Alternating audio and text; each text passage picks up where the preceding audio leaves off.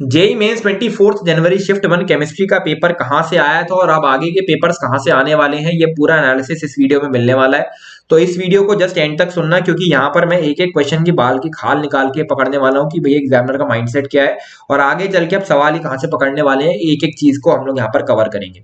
तो अगर आप ये पूरी की पूरी चीज देख लेते हो और कुछ टॉपिक्स आपने छोड़ रखे हैं केमिस्ट्री के अंदर, तो मैं जो टॉपिक्स आपको बता रहा हूँ, जो वीडियो आपको देखने बोलूंगा, अगर आप वो अगले दिनों में देख जाते हो ना, तुम्हारा एग्जाम 25 को, 26 को, 27 को है, तुम 100% 30 से 40 नंबर यहाँ पर केमिस्ट्री के अंदर बिना कुछ करे इंक्लूड बढ़ाने वाली हो अपनी। ठीक है, तो बिल्कुल ध्यान से समझना बेटा, 6 से 7 सवाल तो मैं तुम्हारे यहाँ पर करवा दूंगा बिना कुछ करे। राइट, तो पूरा एनालिसिस ध्यान से सुनोगे। पहली चीज। दूसरी चीज बेटा, मेरी आज 9 बजे 9 PM पर एक क्लास है मेरी अनअकैडमी के ऐप पर। ठीक है, उसका भी लिंक मैं डिस्क्रिप्शन में डाल दूंगा। पहली चीज। दूसरी चीज बेटा, आपके क्लास पाथ जेई पर हम लोग इसके 24 जनवरी के शिफ्ट 1 के और शिफ्ट 2 के सारे जितने भी आपके सॉल्यूशंस हैं वो हम लोग अभी बैठ के डिस्कस करने वाले हैं। सॉल्यूशंस प्लस अप्रोच क्या रहने वाली थी, सब कुछ यहाँ पर डिस्कस करने वाले हैं। और एक आपको टीचर्स के एंड से भी एनालिसिस मिल जाएगा सभी सब्जेक्ट्स का। 7 o'clock पे चीज होने वाली है बेटा। ठीक है, और स्टार्ट हो चुकी होगी तो वो आप जरूर देख लीजिएगा। राइट, बात करते हैं बायोमोलिक्यूल से। बेटा 2 क्वेश्चन आए हुए थे। पहले तो न्यूक्लिक एसिड से, दोनों ही सवाल न्यूक्लिक एसिड से ही थे। ठीक है, जो कि काफी अजीब सी बात है। स्ट्रक्चर ऑफ नाइट्रोजनस बेसिस इन्होंने कवर करा था, यूरेसिल का स्ट्रक्चर इन्होंने कवर करा था सवाल में। बेटा और भी स्ट्रक्चर पूछे जा सकते हैं, सभी के स्ट्रक्चर अलॉन्ग विद द कैसे बनते हैं और नाम आपको याद होना चाहिए। दूसरा सवाल फॉस्फेडिस्टर लिंकेज से था, तो बेटा वो भी आपको ध्यान होना चाहिए। तो एक बार आप ओवरऑल रीडिंग लगा के चले जाओ बेटा। न्यूक्लिक एसिड से सवाल और भी आगे बन सकता है। क्लियर है। अच्छा, केमिस्ट्री इन एवरीडे लाइफ में ट्रैंक्विलाइजर से सवाल आया हुआ था बेटा, लेकिन आगे चल के मैं ड्रग से एग्जांपल नहीं कहूंगा, बल्कि जितने भी एग्जांपल्स आपको केमिस्ट्री इन एवरीडे लाइफ में दिए हुए हैं, सबके एग्जांपल्स आपके टिप पर होने चाहिए कि भैया इसका एग्जांपल ये है, एंटीबायोटिक का एग्जांपल ये है, ट्रैंक्विलाइजर का एग्जांपल ये है। सबके एग्जांपल के नाम आपको याद होने चाहिए। क्लियर है। अच्छा, उसके बाद एनवायरमेंटल में बेटा इन्होंने फ्रीऑन से क्वेश्चन दिया था, लेकिन एनवायरमेंटल में हम प्रिडिक्ट नहीं कर सकते, वो चैप्टर ही कुछ ऐसा है। तो यहाँ पर आप कंप्लीट रीडिंग लगा के जाओ एनवायरमेंटल की। कोऑर्डिनेशन कंपाउंड में डीएफ ब्लॉक की हम लोग बात करेंगे बेटा। कोऑर्डिनेशन कंपाउंड में बीएम का फॉर्मूला डायरेक्टली ये Nn+2 वाला, यहाँ पर N is an unpaired electron. एक तो सवाल इससे आ गया था सीधे, भैया ये पूछ लिया था कि 3.87 किसी का बीएम दिया हुआ था और बताओ कि भैया ये किसका बीएम है। तो ऑब्वियसली आप अगर यहाँ पर थोड़ा सा भी आप कैलकुलेशन करोगे तो आपको मालूम होगा कि 3.87 जिसके अनपेयर्ड 2 या 3 जैसे भी होंगे तो आप निकाल लोगे। और उसके 3-4 ऑप्शन ये होता है, जो कि निहायत ही आसान सवाल था। ठीक है, तो बेटा सिंपली इसका फॉर्मूला भी अगर आप देख के चले आते तो आपका क्वेश्चन बन जाता। और दूसरी चीज सीएफटी आपके लिए यहाँ पर मोस्ट इंपॉर्टेंट है। सीएफटी मोस्ट इंपॉर्टेंट है। सीएफटी से सवाल पूछ रहे हैं T2G और EG की सिंपल कैलकुलेशन से। ठीक है। अच्छा बच्चा, एक चीज ध्यान रखो, देखो ये देख सकते हो आप, इन 3 टॉपिक से आपके 4 सवाल आए हुए हैं। और मैं बार बार कहता हूं आपसे बेटा, एनसीईआरटी से जरूर पढ़ के चले जाओ। लास्ट के डेज में आप 4 से 5 सवाल या एक्स्ट्रा अपने स्कोर को बूस्ट करने के लिए यहाँ पर आप ये क्वेश्चंस कर सकते हो। क्लियर है। अच्छा, ग्रुप 13 नहीं है, सॉरी मैंने गलत लिख दिया बेटा, ये बेरिलियम वाला ग्रुप है, यानी ये ग्रुप 2 है। ठीक है, तो ग्रुप 2 से क्वेश्चन आया हुआ था, जहां पर BeF2 का प्रिपरेशन पूछा था, रिएक्शन ऑफ हेलोजन वाला पार्ट। तो reaction with halogen with these group 2 compounds ऐसे करके एक पार्ट है, और उसमें ये पूछा गया है कि BeF2 का प्रिपरेशन जो होता है वो ऐसे नहीं होता है, मतलब ऐसे डायरेक्टली कंबाइन करके नहीं होता है, और बाकी के जितने भी कंपाउंड्स है वो ऐसे करके डायरेक्टली कंबाइन कर जाते हैं, लेकिन BeF2 ऐसा नहीं बनता है। वो कैसे बनता था भैया, वो उसके लिए एक कॉम्प्लेक्स होता था, गंदा सा, याद करो मैंने आपको याद भी कराया था, इसका थर्मल डिकम्पोजिशन होता था, तब आपका BeF2 बनता था, याद आया।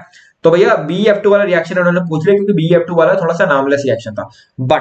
बट आपका नीचे, उसी के नीचे दिया हुआ है BH2 का प्रिपरेशन। ठीक है, वो भी एक एनॉमलस रिएक्शन ही है। तो बेटा ये आपका श्योर शॉर्ट क्वेश्चन है जो आगे बनने ही वाला है। राइट, कैसे, किस तरीके से वो रिएक्शन है, BeCl2 प्लस LiLH4, ये रिएक्शन था आपका, जिसमें ये क्या कहते हैं, AlCl3 LiCl और BH2 बनता है। ये वाला जो रिएक्शन है, इस पे आगे सवाल आ सकता है, तो बिल्कुल इसको ध्यान से देख के जाओगे, पहली चीज।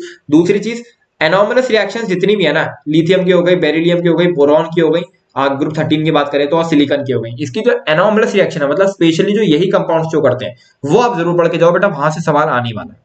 Periodic table, not particular periodic table, atomic structure का क्वेश्चन था। ये पूछा गया था कि म्यू जो होता है, फ्रीक्वेंसी जो होती है, वो जेड के किस पावर के प्रोपोर्शनल होती है, तो आपका जेड स्क्वायर के प्रोपोर्शनल होती है।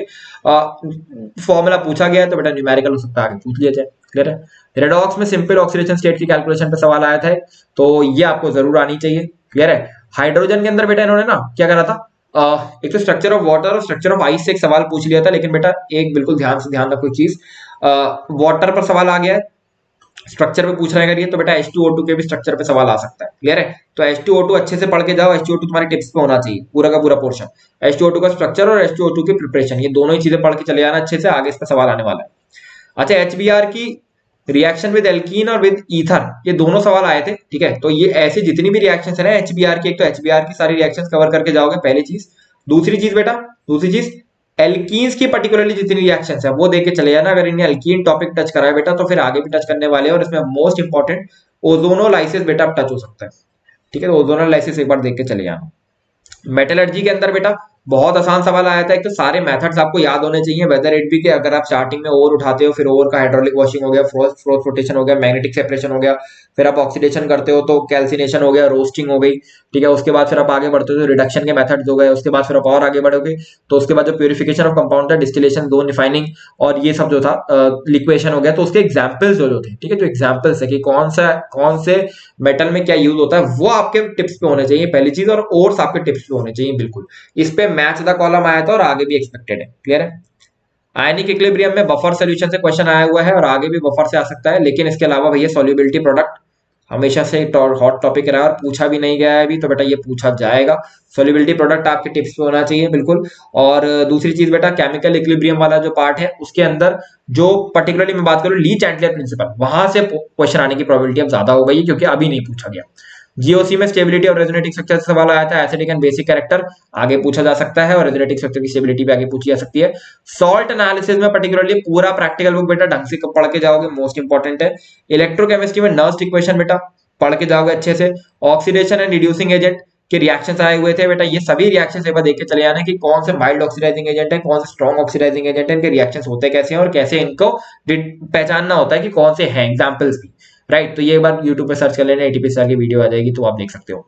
डाइल्यूट सॉल्यूशन में particularly depression and freezing point से क्वेश्चन आया हुआ था और अब एलिवेशन से भी आ सकता है उसका एग्जांपल, और साथ में क्वालिटेटिव प्रॉपर्टीज और भी अब टच की जा सकती हैं। तो भैया आई के आने से क्या क्या क्वालिटेटिव प्रॉपर्टीज में चेंज आता है, मोस्ट इंपॉर्टेंट चीज है, पढ़ के जाओगे, राइट। मोल कंसेप्ट में मोलैरिटी नॉर्मेलिटी का नॉर्मल सा कैलकुलेशन था, अगर किसी बच्चे ने मतलब थोड़ा बहुत भी आइडिया होगा मोलैरिटी कैसे कैलकुलेट करते हैं, नॉर्मेलिटी कैसे करते हैं, उसने कर लिया होगा। ब्लॉक केमिस्ट्री पर्टिकुलरली 1 2 13 और 14 ग्रुप में यूजेस से सवाल आया था एक, और आप यूजेस को आप अच्छे से रीड करके जाओगे। और ओवरऑल लर्निंग क्या है भैया हमारी, फिजिकल में अगर आप कुछ भी नहीं कर जा रहे हो, चौथा चैप्टर यहाँ पर और जो लोग केमिकल काइनेटिक्स, ये भैया ढंग से पढ़ के जाओगे आप, या ढंग से पढ़ के जाओगे, ठीक है, अगर आप कुछ भी नहीं कर जा रहे हो, पहली चीज। दूसरी चीज, इनऑर्गेनिक के अंदर मेटलर्जी के सारे एग्जांपल्स आपको याद होने चाहिए हर एक मेथड के, और ब्लॉक केमिस्ट्री के अंदर जितनी भी रिएक्शन एनसीईआरटी में दी हुई है वो आपके याद होने चाहिए, प्लस एनोमलस प्रॉपर्टीज जो है ग्रुप 13 की, नहीं ग्रुप 1 और ग्रुप 2 की भी, वो भी आपको याद होनी चाहिए। लिथियम, बेरिलियम, बोरॉन और आपका ये क्या कहते हैं सिलिकॉन आपकी क्या एनोमलस प्रॉपर्टीज दिखाता है वो आपको जरूर आपको पता होनी चाहिए। इसके अलावा बेटा ग्रुप 15 16 17 18 से सवाल नहीं पूछा गया है, तो ग्रुप 15 16 17 18 में जो पी ब्लॉक क्लास 12 का है, ठीक है, वहां से भी जो एनोमलस प्रॉपर्टीज वाले रिएक्शंस वाले क्वेश्चन है वो आ सकते हैं क्योंकि उन्होंने रिएक्शंस ही कवर करी है, राइट। अच्छा, उसके अलावा यूजेस मोस्ट इंपॉर्टेंट है बेटा, यूजेस से इन्होंने एक सवाल पूछा है, यूजेस की रीडिंग जरूर लगा के जाओ, यही सब सवाल अब आगे भी आ सकता है। कोऑर्डिनेशन कंपाउंड में सीएफटी पर्टिकुलरली रिएक्शन जो T2 जो रीजी की कैलकुलेशन थी, और सिंपल जो क्या कहते हैं मैग्नेटिक मोमेंट की कैलकुलेशन थी, ठीक है, ये वाली जो कैलकुलेशन थी वो अब आगे भी आ सकता है, ठीक है। ऑर्गेनिक के अंदर हम लोग बात करें बेटा, ऑक्सीडेशन रिडक्शन रिएक्शन उन्होंने टच करा हुआ है, रेजोनेंट एसिडिक बेसिक कैरेक्टर ये टच करा हुआ है। क्या टच नहीं करा बेटा, कार्बोक्सिलिक एसिड बिल्कुल टच नहीं करा इन्होंने, अमीन्स बिल्कुल टच नहीं करा इन्होंने, लेकिन ये अब आगे टच कर सकते हैं। तो कार्बोक्सिलिक एसिड और अमीन्स के अंदर पर्टिकुलरली आप वो टॉपिक देख के जाओगे। प्लस इसके अलावा एक मैंने वीडियो डाली थी यही में 2023 केमिस्ट्री हैक्ड, उसके अंदर जो भी टॉपिक आप छोड़ के जा रहे हो ना, तो उसके अंदर मैंने कुछ सब टॉपिक्स लिख रखे थे, वहां से मैंने वहीं से आया सारे सवाल, तो वो सब टॉपिक देख के चले आना, कौन कौन से सब टॉपिक थे वो सब टॉपिक ही पढ़ के चले जाओ तो आपको चैप्टर तैयार है। बायोमोलिक्यूल पॉलीमर कंप्लीट रीडिंग एक बार आप जरूर लगा के चले जाओगे। बायोमोलिक्यूल में पर्टिकुलरली न्यूक्लिक एसिड जितने भी और पॉलीमर में जितने भी मोनोमर्स होते हैं वो आपको याद होने चाहिए, क्लियर है। तो यही आपका कंप्लीट एनालिसिस था, और आई थिंक एनालिसिस हमने अच्छी तरह से कवर कर लिया। साथ में बड़ा एक चीज ध्यान रखना, 9 बजे मेरी जो अकेडमी की क्लास है उसमें आप सब बच्चे जरूर आ जाइएगा। और अभी बस थोड़ी देर में 1-1.5 घंटे में हम लोग 24 की सेकंड शिफ्ट का भी एनालिसिस लेके आ जाएंगे। सो या this is all from my side, Sangam Jauhari signing of.